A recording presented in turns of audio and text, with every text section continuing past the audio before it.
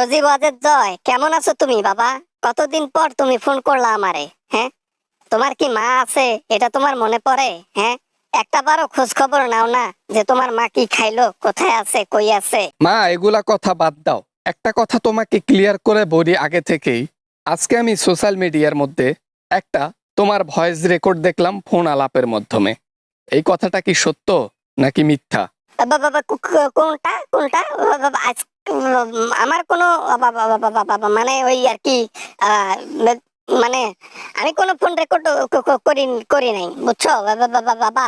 মা, তুমি স্থির হয়ে কথা বলতে পারতেছো না, তার মানে এই যে আজকে আমি সকালে যে ভয়েস কলটা দেখেছি বা শুনেছি সেটা একদম লিগাল, সেটা একদম সত্য, তাই না মা?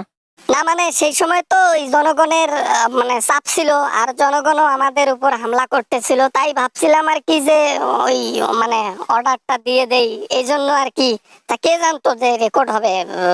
সি মা, সি, তোমার জন্য ঘৃণা লাগতেছে আমাকে। তুমি আমার মা না, কখনোই না। তুমি আমার মা হইতে পারো না। তুমি কি আমাকে রাস্তায় কুড়ে পেয়েছো?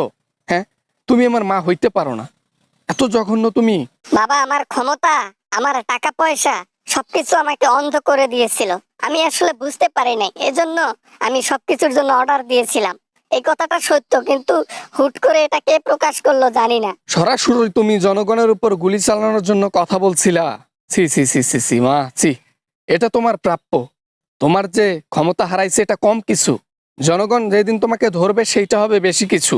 বাবা ওয়াজেদ জয়, তুই জনগণের পক্ষ নিয়ে কেন কথা বলছিস বাবা?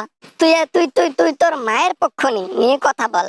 তুই কেমনে দেশে যায় ক্ষমতা নিবি এইটা নিয়ে ভাব। তুই আমার একটা অডিও কল নিয়ে ভাবতেছিস? আরে মা, এটা শুধু অডিও কল না, সারা পৃথিবী জুড়ে এটা ভাইরাল হয়ে গেছে যে তুমি কিভাবে অর্ডার দিছো, কি জন্য অর্ডার দিছো, সবকিছু এখন ক্লিয়ার। তুমি যাও, একটু দেশে যাইতে পারতে, এখন আর অপশন নাই। না গেলাম ওই দেশে, যে টাকা কামাইছি তাতে 10,000 পরিবার যদি 10 বিলিয়ন বছর খায় তারপরও শেষ হবে না। সব জনগণের টাকা লুটপাট করে আসছি। আমি সেই টাকা দিয়ে সারা জীবন আমার জীবন বিলাসবহুলতে কাটাবো। এই বিলাসবহুলের জীবন আর কতদিন মা, আর কতদিন? মোদি আছে যতদিন, তুমি থাকবা ইন্ডিয়াতে ততদিন। তাই তোমার অপরাধের শাস্তি তোমাকে পাইতেই হবে। যদি ভালো হয় প্রশাসনের হাতে, জনগণের হাতে পড়লে মাপ নাই। হোক, দেখা যাক কি হয়। আল্লাহ ভরসা, যা আছে কপালে তাই হবে, যেটা লেখা আছে তাই হবে, কিছু করার নাই। তুই আমার বিপক্ষে কথা বলিস না, আমার খারাপ লাগে। দুনিয়া সবাই বিপক্ষে যাইতে পারে, তুই যেন না যাস। কেন তোমার বিপক্ষে কথা বলবো না মা? কেন? তোমার যে অপরাধের যে উপর লেভেল, তোমার অপরাধের যে লম্বা বড় একটা রাস্তা, সে রাস্তার শেষ নাই।